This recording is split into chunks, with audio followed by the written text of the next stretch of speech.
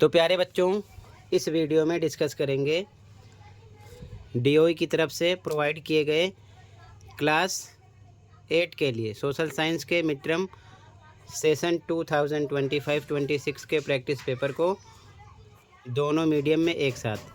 ठीक है, ध्यान से देख लो। ज़्यादा तैयारी के लिए लास्ट ईयर का mid term paper and last year का प्रैक्टिस पेपर देख सकते हो, और जो पेपर आपके हो गए हैं अभी तक, दोनों शिफ्ट के, मॉर्निंग के, इवनिंग के आंसर अपलोड हैं, ऑप्शन आंसर, जिससे आपकी कॉपी चेक होती है। तो देख लेना, प्लेलिस्ट इस वीडियो के कमेंट में पेस्ट की है, ठीक है ना, उसकी लिंक देख लेना। सीधा आ जाओ क्वेश्चन पर, ध्यान से देखो। ठीक है, प्रैक्टिस कर लो फटाफट। ठीक है, पहले आप इंग्लिश फिर हिंदी दोनों साथ के साथ देखते चलो। ठीक है, पहला क्वेश्चन है, which of the following sections is called the soul of the Indian constitution. निम्नलिखित में किस खंड को भारतीय संविधान की अंतरात्मा कहा जाता है? वो होता है बच्चों मौलिक अधिकार। ए ऑप्शन करेक्ट है, fundamental rights. Okay, question second, Deepak is being prevented from giving a speech, tell me which fundamental right of Deepak is being violated. Deepak को भाषण देने से रोका जा रहा है, बताइए दीपक के किस मौलिक अधिकार का उल्लंघन हो रहा है? तो 6 फंडामेंटल राइट्स होते हैं, अच्छे से पढ़ लेना, किसी न किसी से रिलेटेड क्वेश्चन करेंगे। तो यहाँ पर फिलहाल स्वतंत्रता का अधिकार है, बी ऑप्शन करेक्ट है। ठीक है, राइट टू फ्रीडम। ठीक है, अगला क्वेश्चन, क्वेश्चन नंबर 3 है, which of the following countries is secular. निम्नलिखित में से कौन सा देश धर्मनिरपेक्ष है? तो डी ऑप्शन करेक्ट है। देश डी में सभी धर्म के मानने वाले लोगों को समान अधिकार दिए गए हैं। ठीक है, option D, option number D correct है। In country the people of all religions have been given equal rights. Question 4, when was the government of India act passed. Hindi में देखो, गवर्नमेंट ऑफ इंडिया एक्ट कब पारित हुआ? तो B option correct है, 1909 में। ठीक है, 1909। Question number 5, 2 statements are given below, statement first and statement second, read both the statements and choose the correct option. Statement first, statement first है water is a renewable resource, तो ये बिल्कुल सही है। ठीक है, स्टेटमेंट सेकंड है most of the water on earth is saline, तो ये आपका रोंग है।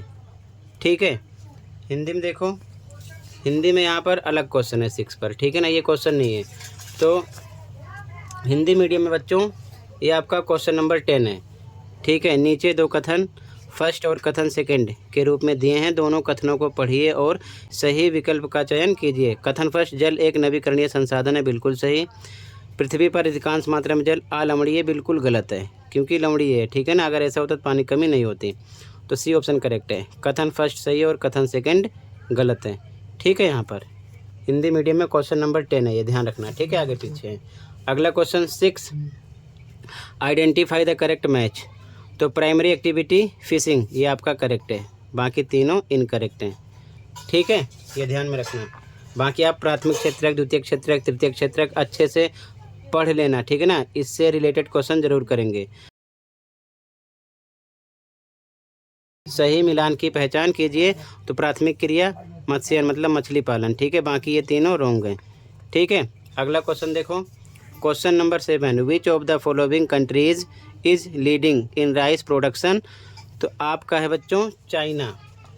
ठीक है, यानी कि निम्नलिखित में से कौन सा देश चावल उत्पादन में अग्रणी, यानी कि सबसे ज़्यादा चावल उगाता है? तो चीन है। ठीक है, ध्यान रखना। बाकी ब्राज़ील, जापान, भारत ये नहीं है। अगला,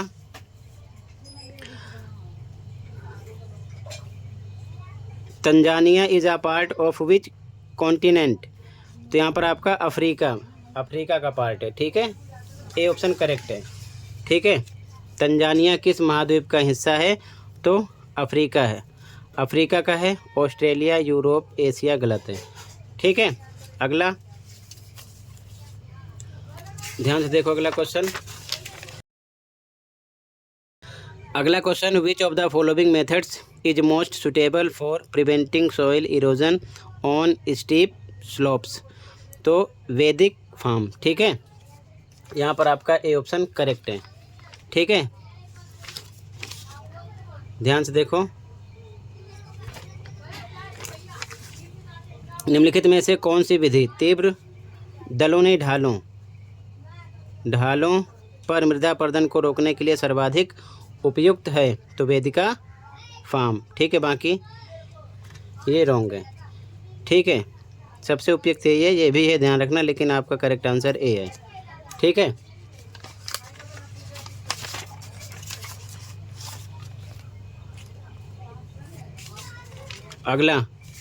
अगला question, identify the odd one out. तो यहाँ पर आपका petroleum, coal, solar energy, natural gas, तो सोलर एनर्जी हो जाएगा। ठीक है, असंगत की पहचान कीजिए। पेट्रोलियम, कोयला, प्राकृतिक गैस, ये आपके संगत हैं, असंगत में सौर ऊर्जा आ गया। ठीक है, अगला question 11, two statements are given below, assertion A and reason R, read the statements and choose the correct option. Assertion A, James Mill divided Indian history into 3 categories, Hindu, Muslim and Christian. ठीक है, मतलब कि नीचे दो कथन दिए गए हैं। अब कथन है, कारण आर, कथनों को पढ़िए और सही विकल्प का चयन कीजिए। अब कथन है, जेम्स मिल ने भारतीय इतिहास को हिंदू, मुस्लिम, ईसाई 3 कलखंडों में बांटा था। तो बताओ, बांटा था, बिल्कुल सही, बांटा था। ठीक है, इन्होंने डिवाइड किया था, ये करेक्ट है। अगला, government document help us understand what common people think, यानी कि सरकारी दस्तावेजों से हमें ये समझने में मदद मिलती है कि आम लोग क्या सोचते हैं। तो ये बिल्कुल गलत है, सरकारी दस्तावेज से हमें ऐसा नहीं है, ठीक है ना, कि ये मदद मिलेगी सरकारी दस्तावेज से, तो ये रॉन्ग है।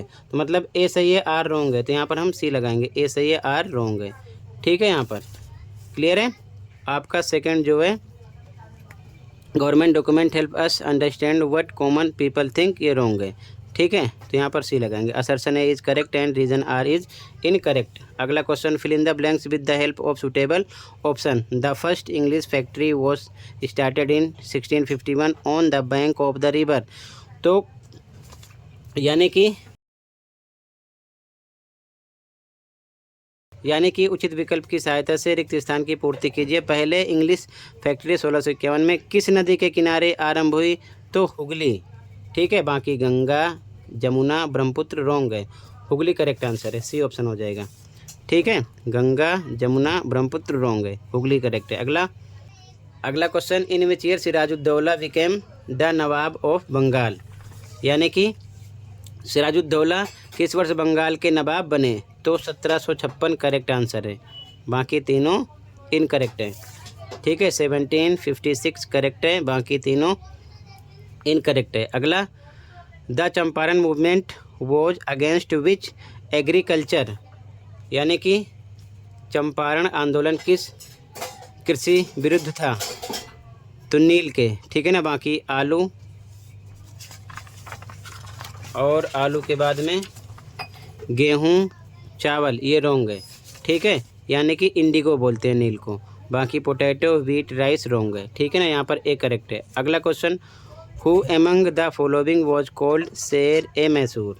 ठीक है, यानी कि निम्नलिखित में से किसे शेर ए मैसूर कहा जाता था? तो अली वर्दी खान नहीं थे, हैदर अली नहीं थे, मीर जाफ़र नहीं थे, टीपू सुल्तान थे।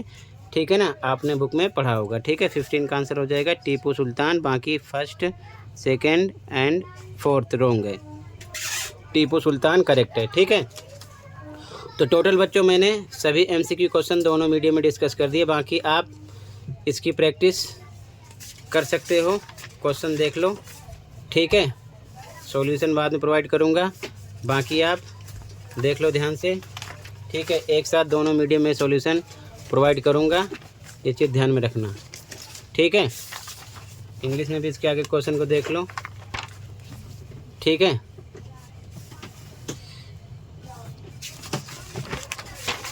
ध्यान से, बाकी जो पार्ट है इसका सॉल्यूशन आपको मैं बाद में प्रोवाइड करूँगा। ठीक है, तब तक इसकी प्रैक्टिस कीजिए। लास्ट ईयर का मिड टर्म पेपर भी देख सकते हो विद सॉल्यूशन। ठीक है, अपलोड है तो देख लो फटाफट। ओके, मिलते हैं अगली वीडियो में। कहीं पर कोई डाउट है कमेंट कर सकते हो। Thank you for watching and take care. Okay.